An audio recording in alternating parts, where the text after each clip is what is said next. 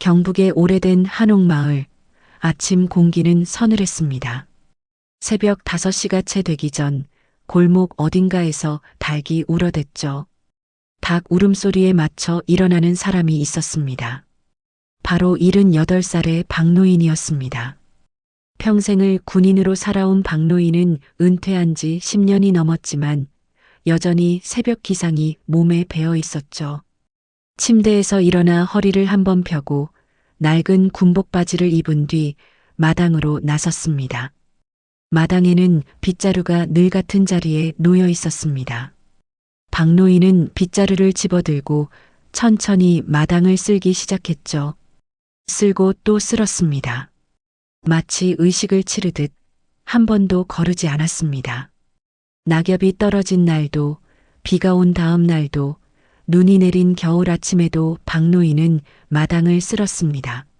마당을 정돈하고 나면 장독대로 향했습니다. 장독대 옆 물동이에 물을 떠서 항아리마다 한 바가지씩 부어주는 일도 박노인의 오랜 습관이었죠. 이웃 사람들은 박노인을 여전히 대대장님이라고 불렀습니다. 젊은 시절 전방부대에서 대대장을 지낸 박노인은 마을에서 존경받는 어른이었습니다. 아침에 산책을 나가면 지나가는 사람들이 먼저 허리를 숙여 인사를 건넸죠. 박노인도 씩씩하게 고개를 끄덕이며 답례했습니다. 나이가 들어도 여전히 군인의 품격을 잃지 않은 모습이었습니다. 박노인에게는 손자가 하나 있었습니다. 17살의 지훈이었죠. 고등학생인 지훈은 할아버지를 무척 따랐습니다. 학교를 마치고 돌아오면 가장 먼저 할아버지를 찾았고 함께 마루에 앉아 장기를 두곤 했습니다. 박노인은 지훈에게 장기를 가르치며 삶의 이치를 함께 전해주었습니다. 한 수 한 수 말을 옮기면서 인내를 가르쳤고 지면 다시 시작하는 법을 알려주었죠. 지훈은 할아버지가 자랑스러웠습니다. 친구들에게 할아버지 자랑을 하면서 대대장이었다는 이야기를 빠뜨리지 않았죠. 지훈은 집안의 유일한 희망이었습니다. 하지만 박노인에게는 큰 근심이 하나 있었습니다. 바로 큰아들 태수였습니다. 50살의 태수는 젊은 시절부터 사업을 하겠다며 이것저것 손을 댔지만 번번이 실패만 거듭했습니다. 특히 금융위기 이후로는 더욱 심해졌죠. 빚은 눈덩이처럼 불어났고 이제는 빚쟁이들의 전화가 하루에도 몇 번씩 걸려왔습니다. 태수는 집안에서 점점 고립되어 갔습니다. 아버지 앞에서는 공손한 척했지만 아내에게는 짜증을 쏟아냈고 아들 지훈에게는 무심했습니다. 저녁 식탁에 가족이 모여 앉으면 태수의 이중적인 모습이 더욱 확연히 드러났습니다. 박노인이 밥상 앞에 앉으면 태수는 조심스럽게 반찬을 올려드렸습니다. 하지만 아내가 무언가 말을 걸면 눈을 흘겼고 지훈이 성적 이야기를 꺼내면 귀찮다는 듯 고개를 돌렸죠. 지훈은 아버지가 왜 저런지 이해할 수 없었지만 할머니 없이 자란 탓에 할아버지에게 더 의지하게 되었습니다. 박노인은 아들을 보며 속으로 한숨을 쉬곤 했습니다. 내 피부치라도 저 모양이니 늙으니 가슴이 천갈래로 찢어진다는 생각이 들었습니다. 젊은 시절 나라를 지키며 떳떳하게 살아왔는데 정작 자식 하나 바로 키우지 못한 자신이 부끄러웠죠. 밤마다 이불 속에서 한숨을 쉬었지만 아침이 되면 다시 마당을 쓸었습니다. 무너지지 않으려는 박노인의 마지막 자존심이었습니다. 어느 날 저녁 박노인은 마루에 앉아 멀리 산을 바라보았습니다. 해가 지고 있었고 하늘은 붉게 물들어갔습니다. 태수는 방 안에서 전화 통화를 하느라 목소리를 높이고 있었고 지훈은 방에서 숙제를 하고 있었죠. 박노인은 조용히 눈을 감았습니다. 평화로운 듯 보이는 이 집안에 곧 큰 파도가 몰려올 것이라는 예감이 스쳐 지나갔습니다. 하지만 박노인은 아직 알지 못했습니다. 파도가 어디서 시작될지, 얼마나 높이 치솟을지 말입니다. 추석이 며칠 앞으로 다가왔습니다. 명절이 다가오면 집안 분위기가 조금은 달라지곤 했는데 이번에는 유난히 태수가 들떠 있었습니다. 평소에는 방에 틀어박혀 전화만 붙들고 있던 태수가 이틀 전부터 마당을 청소하고 장독대를 닦고 심지어 집 앞골목까지 쓸어댔죠. 박노인은 아들의 모습이 낯설면서도 한편으로는 기뻤습니다. 오랜만에 아들이 정신을 차린 것 같았으니까요. 추석 전날 저녁 태수는 시장에서 장을 봐왔습니다. 고기며 나물이며 한가득 사들고 왔죠. 아내는 놀란 표정으로 물었습니다. 돈은 어디서 났느냐고요?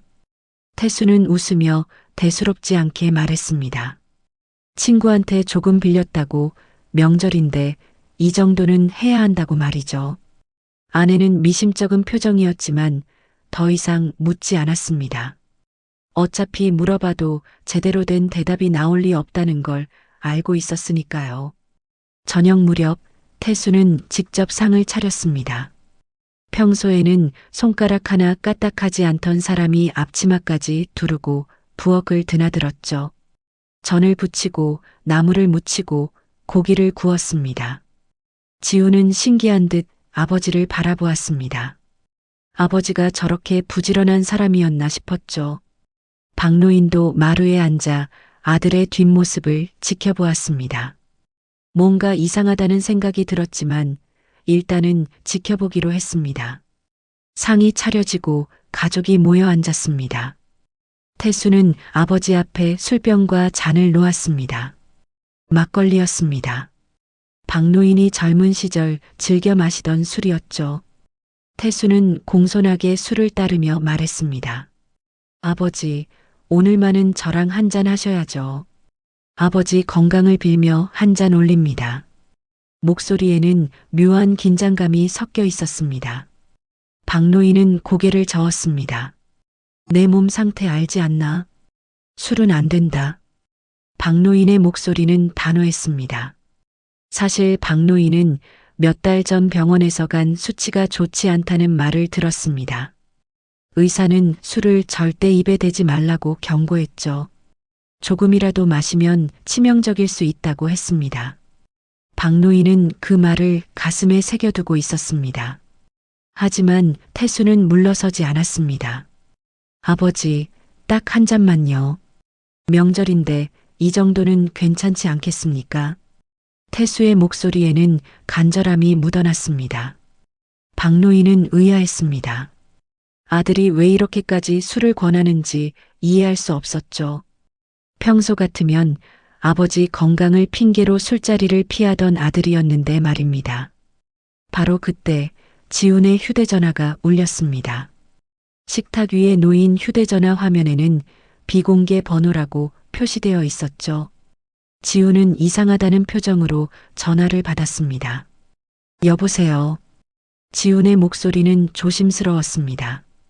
전화기 너머로 낯선 목소리가 흘러나왔습니다. 지훈아, 내 할아버지 절대 술 드시게 하면 안 돼. 너희 아버지가 준비한 거야. 지훈의 얼굴이 순식간에 새하얗게 질렸습니다. 전화기를 든 손이 미세하게 떨렸죠. 누구세요? 지훈이 떨리는 목소리로 물었지만 전화는 끊어졌습니다. 지훈은 휴대전화를 내려놓고 아버지를 바라보았습니다. 태수는 여전히 술병을 들고 박노인 앞에 서 있었습니다. 아버지, 한 잔만 받으시죠. 태수의 목소리에는 조급함이 묻어났습니다. 지훈은 갑자기 자리에서 일어나 할아버지 앞으로 다가갔습니다. 박노인이 막 술잔을 집어들려는 순간이었죠. 지훈은 재빨리 할아버지의 손을 붙잡았습니다. 할아버지, 절대 드시면 안 돼요. 지훈의 목소리는 떨리고 있었습니다. 박노인은 놀란 표정으로 손자를 바라보았습니다. 지훈아, 왜 그러니? 무슨 일이냐? 지훈은 입술을 깨물었습니다. 아빠가 말을 잇지 못하고 있었죠.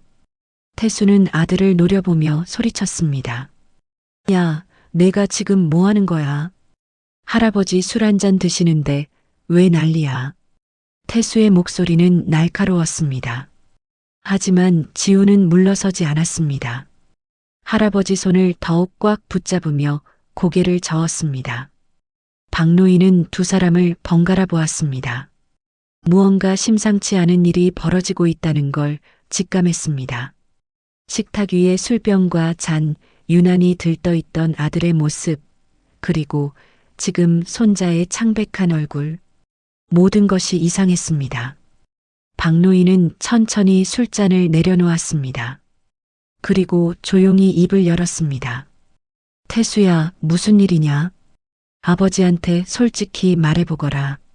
태수는 당황한 표정으로 고개를 저었습니다. 아, 아닙니다. 아무 일도 아닙니다. 그냥 명절이니까 한 잔 드시라는 건데. 태수의 목소리는 떨리고 있었습니다. 지우는 여전히 할아버지 손을 놓지 않았습니다. 박노인은 아들과 손자를 번갈아 보며 깊은 한숨을 내쉬었습니다. 집안의 먹구름이 드리우기 시작했습니다. 그날 밤 집안은 무거운 침묵에 잠겼습니다. 저녁 식사는 결국 제대로 이루어지지 못했죠.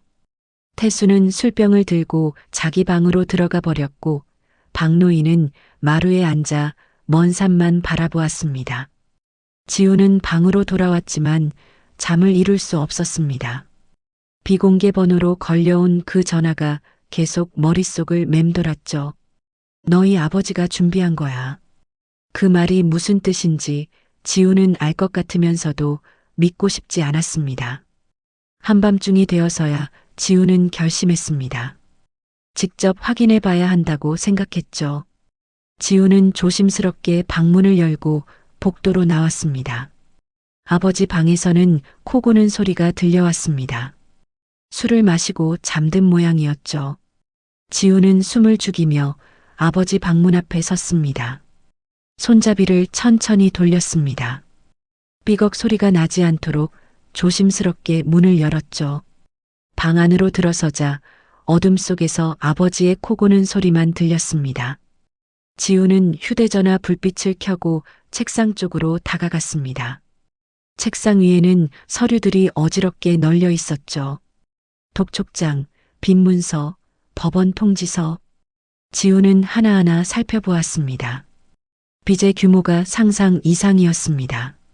수억 원에 달하는 빚이 여기저기 쌓여 있었죠. 책상 서랍을 조심스럽게 열었습니다. 안에는 낡은 수첩이 하나 놓여 있었죠. 지우는 수첩을 꺼내 펼쳤습니다. 수첩 첫 페이지에는 아버지의 필체로 빼곡하게 글씨가 적혀 있었습니다. 보험금, 유산, 아버지 집 매각. 그 아래로는 계산된 숫자들이 나열되어 있었죠. 보험금 3억, 집 매각 5억, 합계 8억. 빚 정리 6억, 남는 돈 2억. 지훈의 손이 떨렸습니다. 수첩을 든 손에서 힘이 빠져나갔죠. 정말 아빠가 할아버지를. 지훈은 믿고 싶지 않았습니다. 아니야, 설마. 아빠가 그럴 리 없어. 하지만 수첩에 적힌 글씨는 분명했습니다. 보험금이라는 단어가 지훈의 눈에 계속 들어왔죠. 보험금은 사람이 죽어야 나오는 돈이었습니다. 지훈은 수첩을 다시 서랍에 넣고 조심스럽게 방을 나왔습니다. 복도를 지나 자기 방으로 돌아왔지만 침대에 누워도 잠이 오지 않았습니다.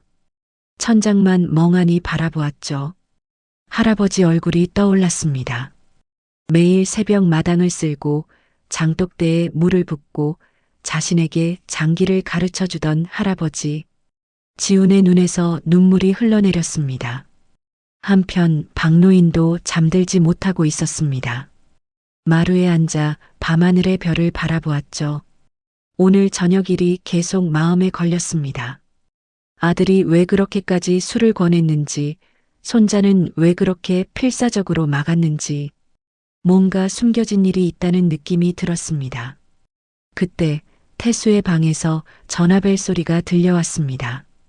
한밤중인데도 전화가 온 것이죠. 박노인은 자리에서 일어나 복도로 나왔습니다. 태수의 방문 틈새로 불빛이 새어나왔습니다. 태수가 잠에서 깬 모양이었죠. 박노인은 방문 앞에 조용히 서서 귀를 기울였습니다. 조금만 기다려. 태수의 목소리가 들려왔습니다. 곧 정리할 수 있어. 보험금만 들어오면 다 해결이야. 박노인의 가슴이 철렁 내려앉았습니다. 보험금. 아들의 입에서 보험금이라는 단어가 나온 것입니다. 박노인은 몇 년 전 태수가 자신 명의로 보험을 들었다는 걸 알고 있었습니다. 효도보험이라며 매달 보험료를 낸다고 했죠. 한 달만 더요. 태수의 목소리가 이어졌습니다. 그때까지만 기다려주면 정리해드릴게요. 제발이요. 태수의 목소리에는 절박함이 묻어났습니다. 전화를 끊는 소리가 들렸죠. 박노인은 그 자리에 서서 움직이지 못했습니다. 온몸에 힘이 빠져나가는 것 같았죠. 믿었던 아들이 자신을 노리고 있다는 사실.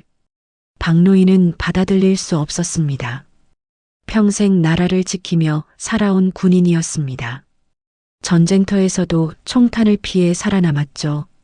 하지만 정작 자기 자식의 손에 목숨을 잃을 뻔했다는 사실이 믿기지 않았습니다. 박노인은 천천히 자기 방으로 돌아왔습니다. 방문을 닫고 침대에 앉았습니다. 가슴이 답답했죠. 숨을 쉬기가 힘들었습니다. 박노인은 떨리는 손으로 가슴을 쓸어내렸습니다. 내 피부치가, 내 아들이. 박노인의 입에서 신음이 새어나왔습니다. 평생을 바르게 살려고 노력했는데 자식 교육은 실패한 것일까? 박노인은 주먹을 불끈 쥐었습니다. 하지만 동시에 의문도 들었습니다. 정말 태수가 그럴 수 있을까? 아무리 빚에 쪼들려도, 아무리 막다른 골목에 몰려도 아비를 죽일 생각을 할 수 있을까? 박노인은 고개를 저었습니다. 하지만 오늘 저녁 술을 권하던 아들의 모습, 그리고 방금 들은 통화 내용, 모든 것이 하나로 이어졌습니다. 박노인은 창밖을 바라보았습니다. 동이 트기 시작했습니다. 어느새 밤이 지나가고 있었죠. 새벽 공기가 차갑게 느껴졌습니다. 박노인은 천천히 일어나 마당으로 나갔습니다. 빗자루를 들고 마당을 쓸기 시작했습니다. 평소처럼 묵묵히 쓸고 또 쓸었습니다. 하지만 오늘 아침은 달랐습니다. 빗자루를 쥔 손에 힘이 들어가지 않았습니다. 며칠이 지났습니다. 집안 분위기는 점점 더 험악해졌죠. 태수는 여전히 박노인에게 술을 권했습니다. 아침에 일어나면 식탁에 막걸리 한 병을 올려놓았고 저녁에는 소주를 내놓았습니다. 아버지, 오늘은 날씨도 좋은데 한 잔 어떠세요? 아버지, 고기 드실 때 술 한 잔 곁들이시면 좋잖아요. 끊임없이 술을 권했죠. 박노인은 단호하게 거절했습니다. 안 된다고 했다. 술은 절대 안 마신다. 목소리에는 경계심이 가득했습니다. 태수의 의도를 알게 된 뒤로 박노인은 아들을 바라보는 눈빛이 달라졌죠. 예전처럼 따뜻하지 않았습니다. 냉랭하고 단단한 시선으로 아들을 지켜보았습니다. 지우는 할아버지를 그림자처럼 따라다녔습니다. 학교에서 돌아오면 가장 먼저 할아버지 방으로 달려갔죠. 할아버지, 오늘 어디 가셨어요? 뭐 드셨어요? 아빠가 또 술 권하지 않았어요. 끊임없이 물었습니다. 박노인은 손자의 머리를 쓰다듬으며 괜찮다고 걱정하지 말라고 했지만 지훈의 불안은 가시지 않았습니다. 어느 날 저녁 또다시 식탁에서 충돌이 일어났습니다. 태수가 박노인 앞에 소주잔을 놓으며 말했죠. 아버지, 제가 오늘 좋은 일이 있었습니다. 함께 축하주 한잔 하시죠. 태수의 목소리에는 조급함이 묻어났습니다. 박노인이 술잔을 밀어내려는 순간 지훈이 벌떡 일어났습니다. 아빠, 그만하세요. 지훈의 목소리는 떨리고 있었습니다. 할아버지가 술 못 드신다고 몇 번을 말씀하셨어요. 왜 자꾸 권하는 거예요? 지훈의 얼굴은 창백했지만 눈빛만은 단호했죠. 태수는 아들을 노려보았습니다. 애새끼가 뭘 안다고. 어른들 일에 끼어들어. 태수의 목소리가 높아졌습니다. 지우는 물러서지 않았습니다. 저도 압니다. 아빠가 왜 할아버지한테 술을 권하는지. 지훈의 목소리는 떨렸지만 분명했습니다. 태수의 얼굴이 굳어졌죠. 뭐라고? 내가 뭘 안다는 거야? 태수가 자리에서 일어섰습니다. 지훈도 맞서 일어났습니다. 아빠야말로 할아버지를 왜 자꾸 술 먹이려는 건데요? 할아버지 몸 상태 아시잖아요. 의사 선생님이 술 절대 마시면 안 된다고 하셨어요. 지훈의 목소리가 떨렸습니다. 태수는 주먹을 불끈 쥐었습니다. 너 지금 내 아빠를 의심하는 거냐? 태수의 목소리에 분노가 섞였습니다. 그때 박노인이 단호하게 말했습니다. 그만해라. 내 눈으로 다 보고 있다. 박노인의 목소리는 낮았지만 힘이 있었습니다. 태수야, 내가 무슨 생각을 하는지 아버지는 알고 있다. 박노인의 시선이 아들을 꿰뚫었습니다. 태수는 입을 다물었습니다. 식탁은 무거운 침묵에 잠겼죠. 그날 밤 지우는 결심했습니다. 증거를 확보해야 한다고 생각했죠. 지우는 작은 녹음기를 준비했습니다. 친구에게 빌린 녹음기였습니다. 며칠 동안 아버지가 전화 통화하는 내용을 몰래 녹음했습니다. 빚쟁이들과 통화하는 소리, 보험금 이야기, 한 달만 더 기다리라는 말. 모든 것이 녹음기에 담겼습니다. 지우는 녹음기를 자기 책상 서랍 깊숙이 숨겨두었습니다. 만약을 대비한 증거였죠. 언젠가 필요할 때가 올 거라고 생각했습니다. 하지만 지우는 몰랐습니다. 태수가 아들의 방을 뒤질 거라는 사실을 말이죠. 며칠 후 낮 지훈이 학교에 간 사이 태수는 아들의 방으로 들어갔습니다. 요즘 아들의 행동이 수상했습니다. 자꾸만 자신을 감시하는 것 같았죠. 태수는 지훈의 책상을 뒤지기 시작했습니다. 서랍을 하나씩 열어보았습니다. 책상 맨 아래 서랍에서 작은 녹음기를 발견했습니다. 태수는 녹음기를 집어들고 재생 버튼을 눌렀습니다. 자신의 목소리가 흘러나왔죠. 조금만 기다려. 보험금만 들어오면 다 해결이야. 태수의 얼굴이 창백하게 변했습니다. 녹음은 계속 이어졌습니다. 빚쟁이들과의 통화, 보험금 계산, 집 매각 이야기, 모든 것이 고스란히 담겨 있었습니다. 태수는 녹음기를 움켜쥐었습니다. 손이 떨렸죠. 저 새끼가 날 감시했어. 태수의 입에서 신음이 새어나왔습니다. 분노와 배신감이 뒤섞였습니다. 아들이 아버지를 감시했다는 사실에 분노했지만 동시에 두려움도 느꼈습니다. 이 녹음이 밖으로 새어나가면 끝장이었습니다. 태수는 녹음기를 주머니에 넣고 지훈의 방을 나왔습니다.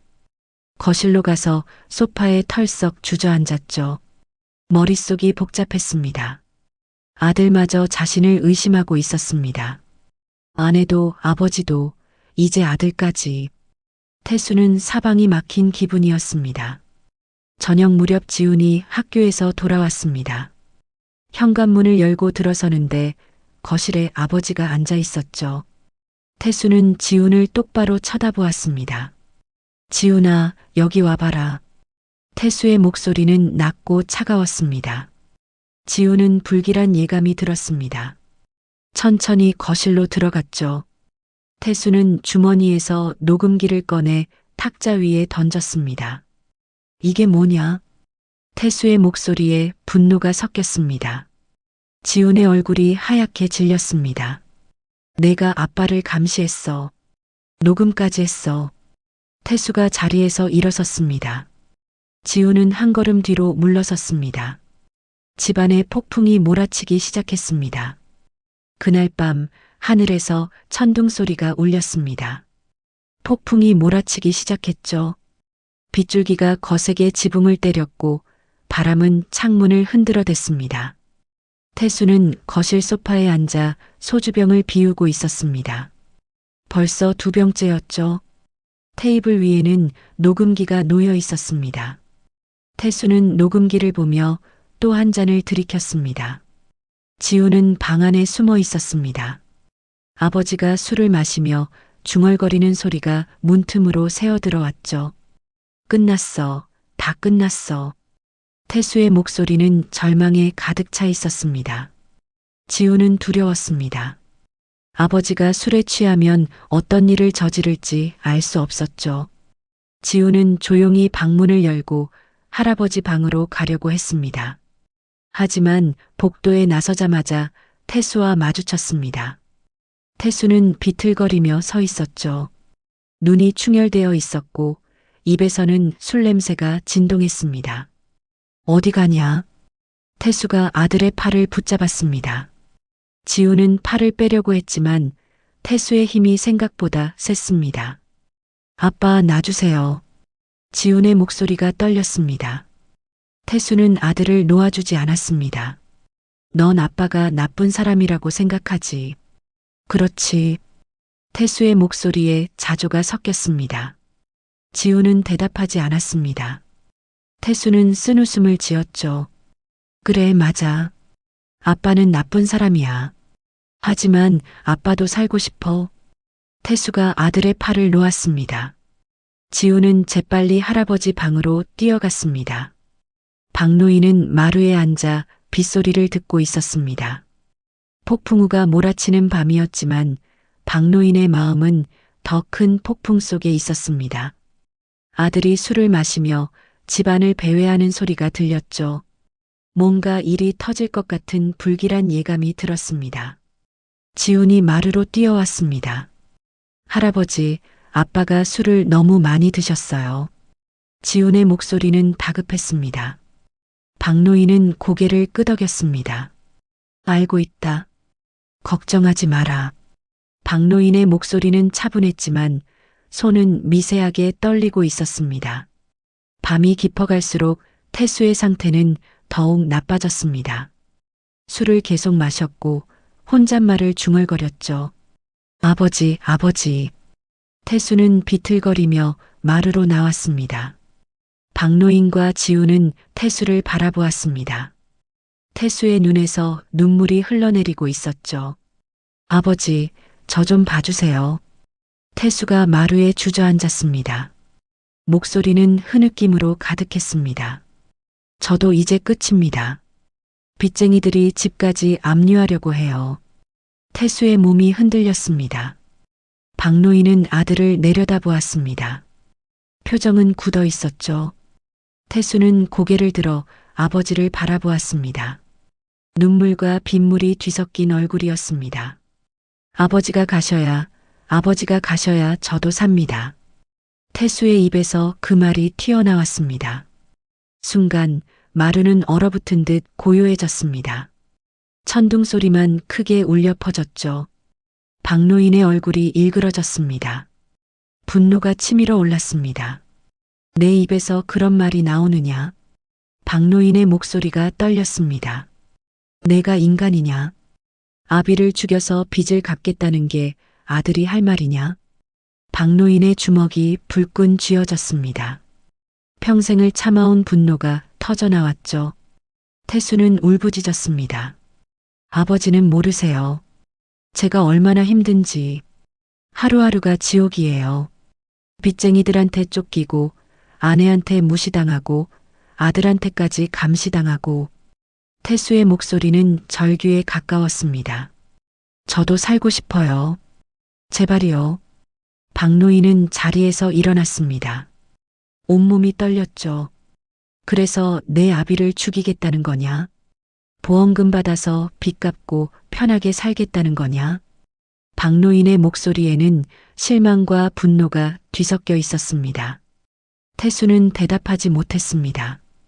고개를 떨구고 울기만 했죠. 그때 태수가 갑자기 벌떡 일어났습니다. 옆에 놓인 소주병을 집어들었죠. 그리고 마루 기둥을 향해 힘껏 던졌습니다. 병이 산산조각 났습니다. 유리 파편이 사방으로 튀었죠. 저도 죽고 싶어요. 차라리 죽는 게 나아요. 태수가 울부짖었습니다. 지훈이 뛰어나왔습니다. 할아버지 앞을 가로막았죠. 할아버지, 위험해요. 지훈의 목소리는 떨렸지만 몸은 단호하게 할아버지를 지키고 섰습니다. 태수는 아들을 바라보았습니다. 지훈의 눈에도 눈물이 가득했습니다. 아빠, 이제 그만해요. 지훈의 목소리가 떨렸습니다. 아빠가 아버지의 아들이라니 부끄러워요. 지훈의 말에 태수는 주저앉았습니다. 무릎이 꺾였죠. 온몸에 힘이 빠져나가는 것 같았습니다. 태수는 바닥에 엎드려 울었습니다.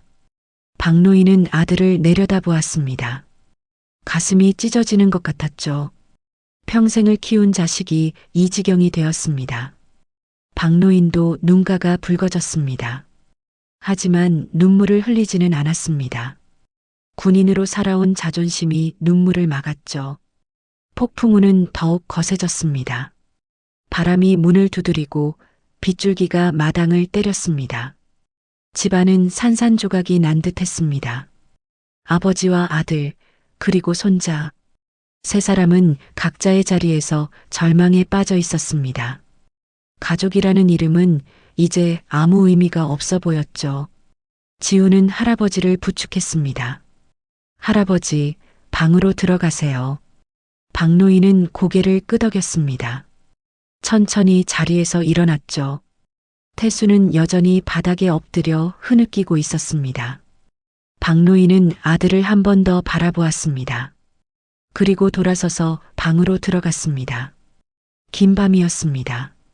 폭풍우가 지나간 다음 날 아침, 집안은 적막했습니다. 태수는 방에서 나오지 않았고 지훈은 학교에 갔습니다. 박노인만 홀로 마당에 서 있었죠. 어젯밤 일이 꿈만 같았습니다. 아들의 울부짖음, 깨진 소주병, 그리고 차라리 죽겠다던 절규. 모든 것이 생생하게 기억났습니다. 박노인은 가슴이 답답했습니다. 숨을 쉴 때마다 가슴 한쪽이 쑤셨죠. 어지러움도 느껴졌습니다. 박노인은 집 안으로 들어가 전화기를 들었습니다. 병원에 전화를 걸어 예약을 잡았습니다. 오늘 당장 검진을 받아야겠다고 생각했죠. 오전 10시 박노인은 동네 병원으로 향했습니다. 버스를 타고 20분쯤 가야 하는 거리였죠. 병원에 도착해서 접수를 하고 진료실 앞에서 기다렸습니다. 주변에는 박노인과 비슷한 나이대의 어르신들이 많았습니다. 모두들 아픈 몸을 이끌고 병원을 찾은 사람들이었죠. 이름이 불렸습니다. 박노인은 진료실로 들어갔습니다.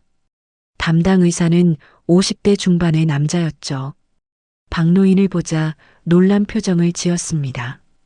어르신, 안색이 안 좋으신데요? 무슨 일 있으셨어요? 의사가 물었습니다. 박노인은 최근에 가슴이 답답하고 어지럽다고 말했습니다. 의사는 청진기를 꺼내 박노인의 심장 소리를 들었습니다. 혈압도 재고 맥박도 확인했죠. 표정이 점점 심각해졌습니다. 어르신, 혹시 최근에 술 드신 적 있으세요? 의사가 조심스럽게 물었습니다. 박노인은 고개를 저었습니다. 없습니다. 한 방울도 안 마셨습니다. 박노인의 대답은 단호했죠. 의사는 안도의 한숨을 내쉬었습니다. 다행입니다. 어르신 간 수치가 위험 수준이에요. 지난번에도 말씀드렸지만 술을 조금이라도 드셨다면 정말 치명적일 뻔했습니다. 의사의 목소리는 진지했습니다. 박노인은 가슴이 철렁 내려앉았습니다. 만약 추석날 저녁에 술을 마셨다면 어떻게 되었을까? 생각만 해도 아찔했죠. 의사는 계속 설명했습니다. 어르신 나이에 이 정도 간 수치면 술 한 잔이 독약이에요. 절대로 드시면 안 됩니다. 주변에서 아무리 권해도 거절하셔야 합니다. 의사는 처방전을 끊으며 당부했습니다. 박노인은 고개를 끄덕였습니다. 알겠습니다. 조심하겠습니다. 병원을 나서며 박노인은 하늘을 올려다보았습니다.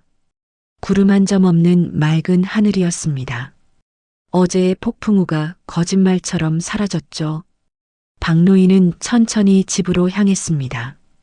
버스를 타고 가는 동안 창밖 풍경을 바라보았습니다. 지나가는 사람들, 가게들, 나무들, 모든 것이 평화로워 보였습니다. 집에 도착했을 때는 점심때가 다 되었습니다. 박노인은 마당으로 가서 장독대 앞에 섰습니다. 장독대는 여전히 그 자리에 있었죠. 세월의 흔적이 묻은 항아리들이 줄지어 서 있었습니다. 박노인은 항아리를 쓰다듬었습니다. 차가운 감촉이 손끝에 전해졌죠. 박노인은 장독대에 기대어 섰습니다. 눈을 감고 깊은 생각에 잠겼습니다. 내가 군인으로 살아온 세월이 얼마던가. 20대에 입대해서 50이 넘어 전역할 때까지 30년 넘게 군복을 입었습니다. 전쟁터에서 동료들을 지켰고 전방에서 나라를 지켰죠. 남의 생명은 그렇게 지켰습니다. 하지만 정작 내 자식은 어떻습니까? 박노인은 속으로 되뇌었습니다. 자식 하나 바로 키우지 못했습니다. 바르게 가르치지 못했죠. 돈이 전부가 아니라는 것, 사람은 양심으로 사는 것이라는 걸 제대로 가르치지 못했습니다. 그 결과가 지금의 태수였습니다. 박노인의 가슴이 먹먹해졌습니다. 하지만 이제라도 해야 합니다. 박노인은 눈을 떴습니다. 시선은 단호했죠. 태수를 바로 잡아야 합니다. 아니, 바로잡을 수 없다면 최소한 막아야 합니다. 더 이상 잘못된 길로 가지 못하게 말이죠. 그리고 지훈을 위해서라도 해야 합니다. 박노인은 손자를 떠올렸습니다. 17살의 지훈은 아직 어렸습니다. 아버지의 잘못된 모습을 보며 자라고 있었죠. 지훈만큼은 바르게 자라야 했습니다. 돈보다 양심이 중요하다는 것, 사람은 피가 아니라 마음으로 이어진다는 것을 배워야 했습니다. 박노인은 결심했습니다. 더 이상 피해만 매달리지 않겠다고 말이죠. 태수가 아무리 내 자식이라도 잘못된 길을 가는 것을 방치할 수는 없었습니다. 양심을 기준으로 판단하겠다고 다짐했습니다.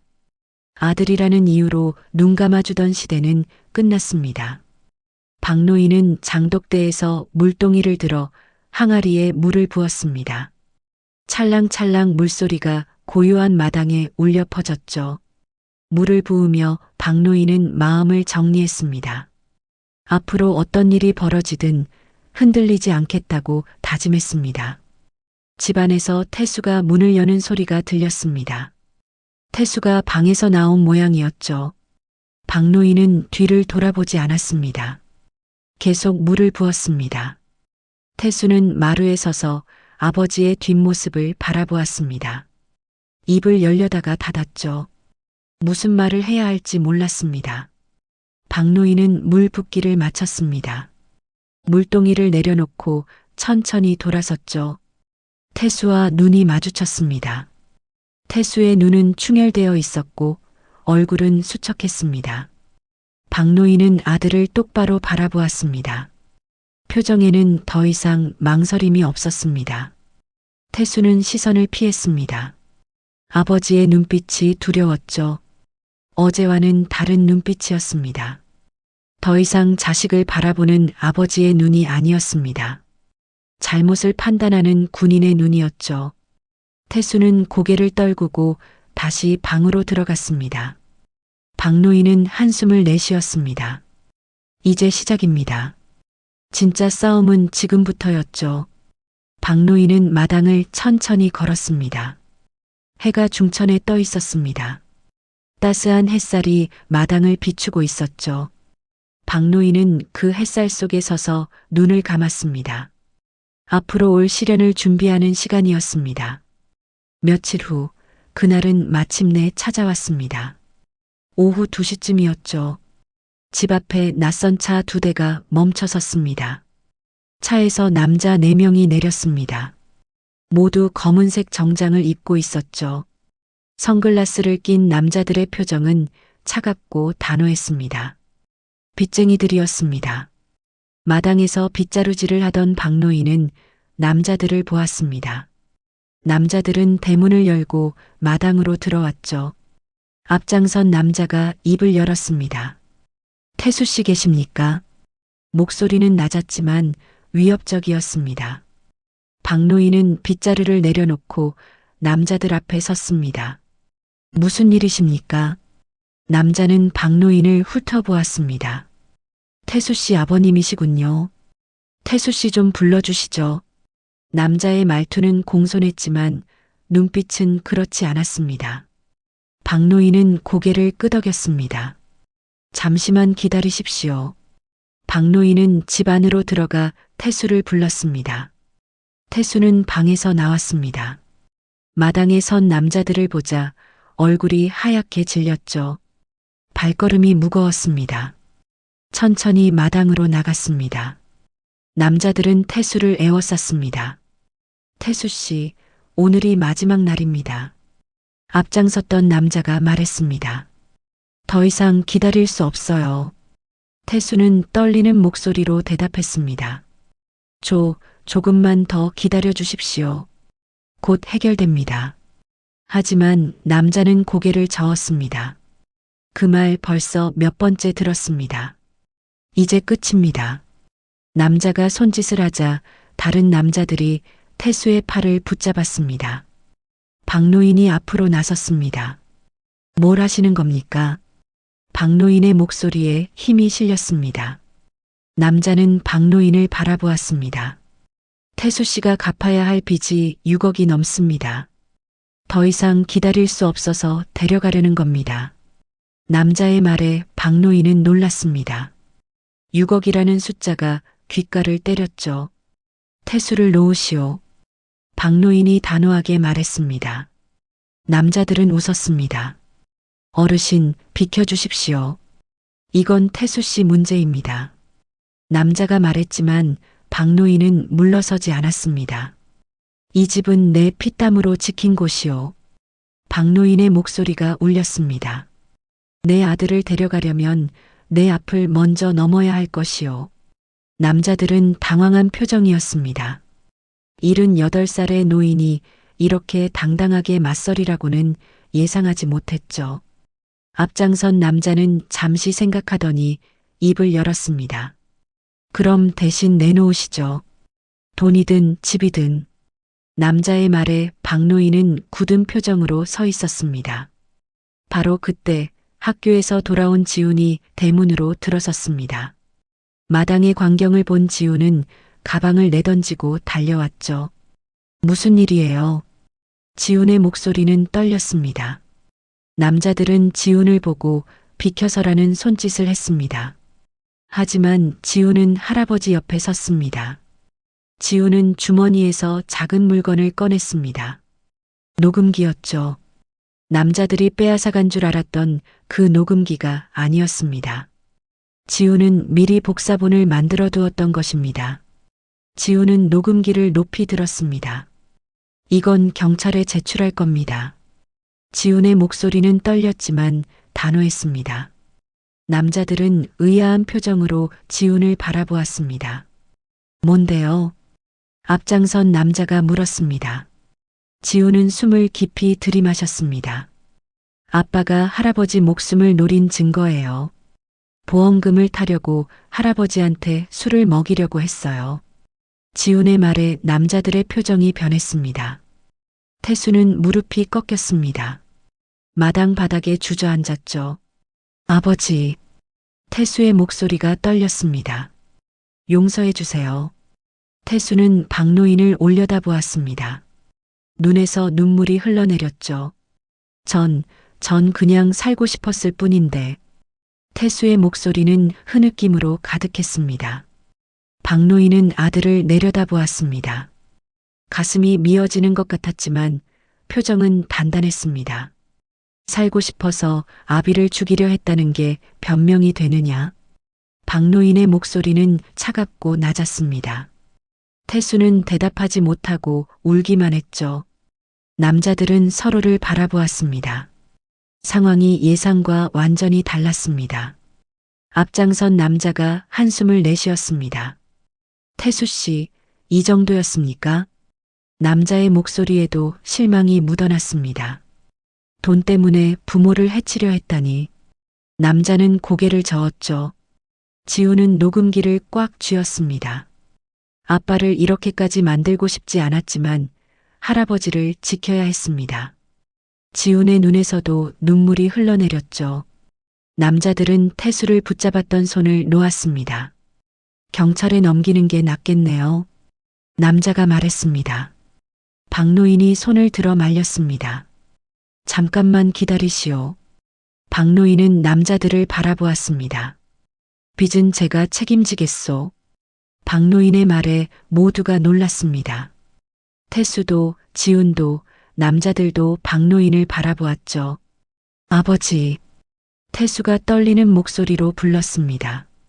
박노인은 태수를 보지 않았습니다. 남자들만 바라보았죠. 이 집을 팔겠소. 그 돈으로 빚을 갚겠소. 박노인의 목소리는 흔들림이 없었습니다. 남자들은 잠시 망설이다가 고개를 끄덕였습니다. 알겠습니다. 일주일 드릴 테니 그때까지 정리하십시오.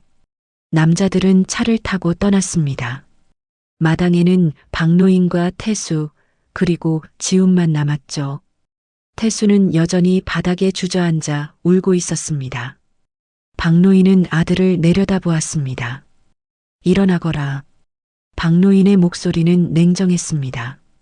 태수는 떨리는 몸으로 일어섰습니다. 박노인과 눈을 마주칠 수 없었죠. 박노인은 천천히 입을 열었습니다. 내일부터 일을 구해라. 그리고 빚을 갚아라. 평생이 걸려도 갚아라. 박노인의 말에 태수는 고개를 끄덕였습니다. 예, 아버지. 태수의 목소리는 작고 떨렸습니다. 지우는 녹음기를 주머니에 넣었습니다.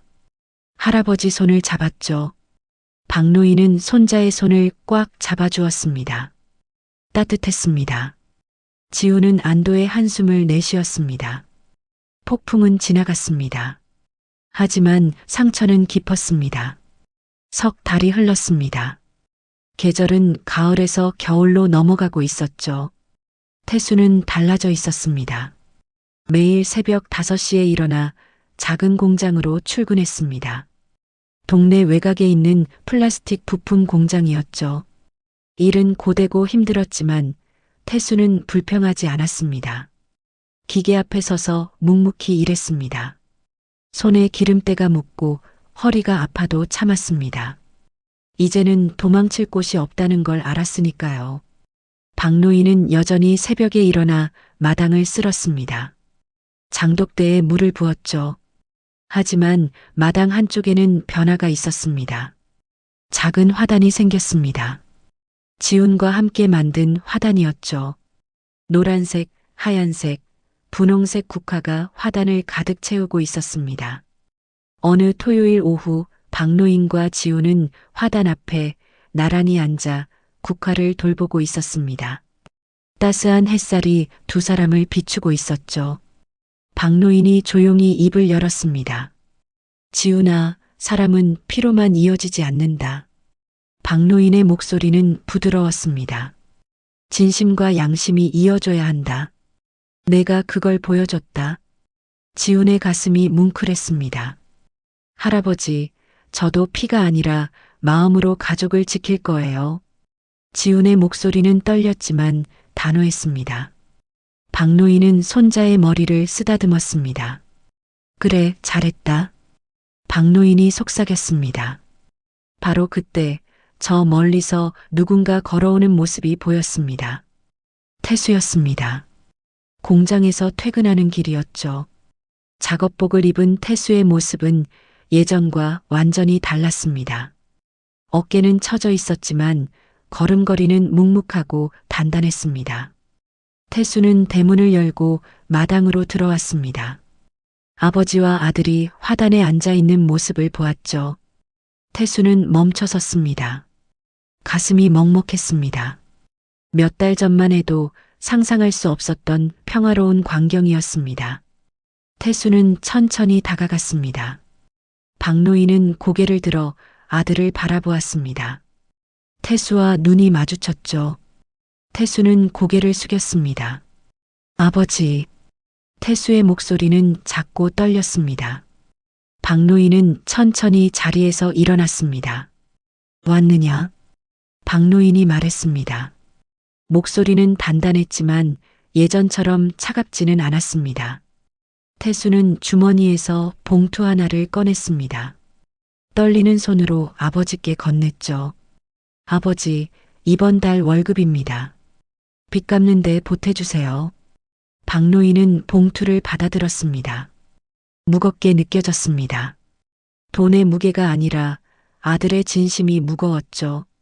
수고했다. 박노인이 말했습니다. 짧은 말이었지만 무게가 있었습니다. 태수는 고개를 들어 아버지를 바라보았습니다. 눈가가 붉어졌죠. 아버지, 정말 죄송합니다. 태수의 목소리가 떨렸습니다. 평생 갚으며 살겠습니다.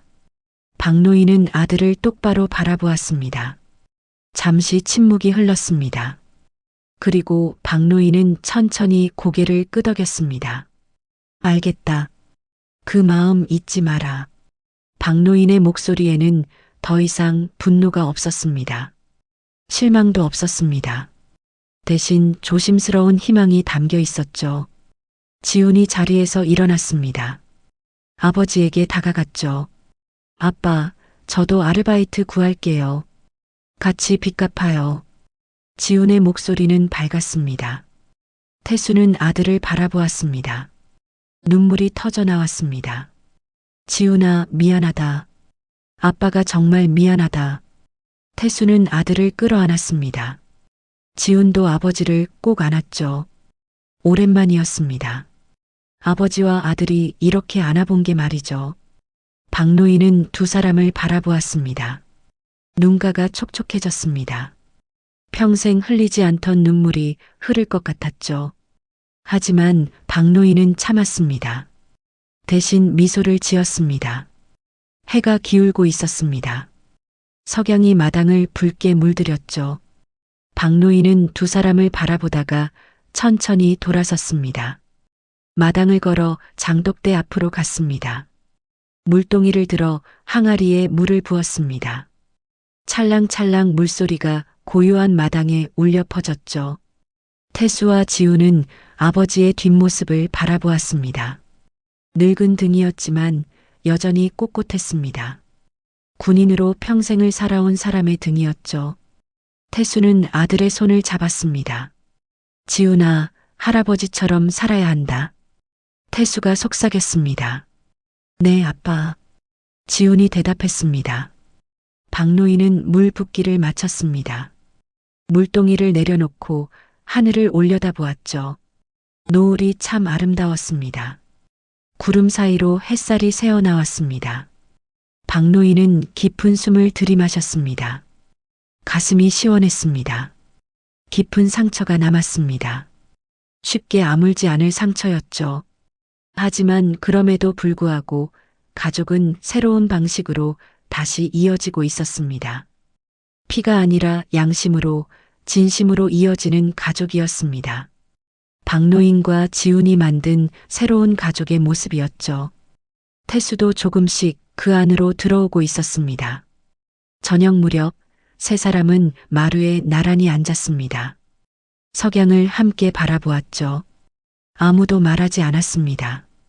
말이 필요 없었습니다. 함께 앉아 있다는 것, 함께 숨쉬고 있다는 것, 그것만으로 충분했습니다. 국화 향기가 은은하게 퍼졌습니다. 바람이 불어와 꽃잎을 흔들었죠. 세 사람의 어깨 너머로 석양이 드리웠습니다. 붉은 노을이 세상을 물들이고 있었습니다. 새로운 시작을 알리는 노을이었습니다. 가족은 다시 시작하고 있었습니다. 천천히 그리고 단단하게. 지금까지 사연 대방출이었습니다. 즐거운 시가 되셨다면 구독과 좋아요, 알림 설정 부탁드립니다. 다음에 더 좋은 사연으로 인사드리겠습니다.